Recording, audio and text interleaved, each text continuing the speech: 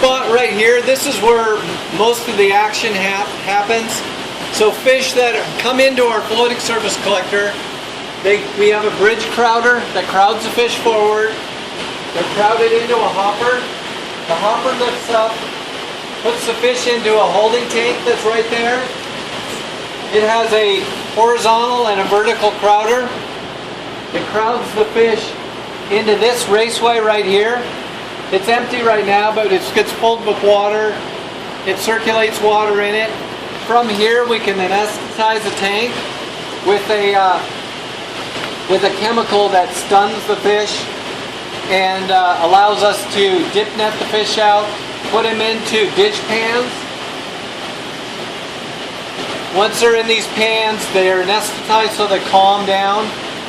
If you didn't, once again, as I was talking at Lower Baker, if you didn't anesthetize the fish, you put your hand in there, they'd skitter, they jump out, and you'd stress them.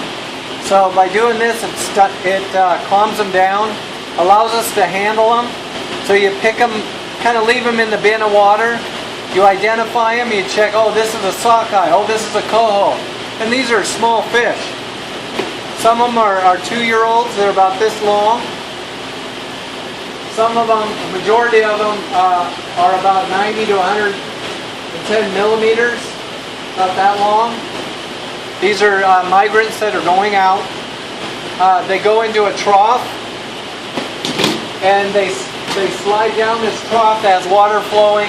They go into a transport tank. Transport tank is a self-contained unit. It has oxygen bottles on it, aeration, similar to our adult truck that we have.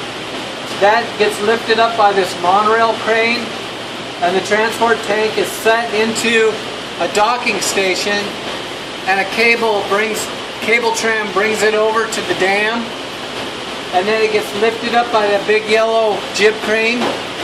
It lifts up the tank, sets it on top of our truck, and it gets mounted on the truck, and then we drive around Lake Shannon and release them down in the stress relief pond that you saw down at the adult trap.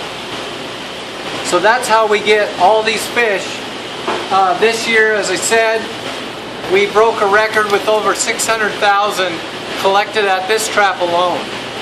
So with the 825,000 completed from both Upper and Lower Baker, which is a record year. We don't know how many we could produce out of this reservoir, but it's likely to be anywhere from 700 to 1.5 million smolts can be produced in this reservoir, looking at the food availability in the reservoir. So it's a very similar system in Lake Shannon. So we don't have time, and we can't go out to the Lower Baker floating surface collector. We have to take a boat out to it, because this one we could just walk off the dam and walk out here. But at Lower Baker, it's actually out in the reservoir with guide nets, just like this one. But you take a barge boat and from the pier and go out to it. So any questions about the floating surface collector? I know you're overwhelmed with information, but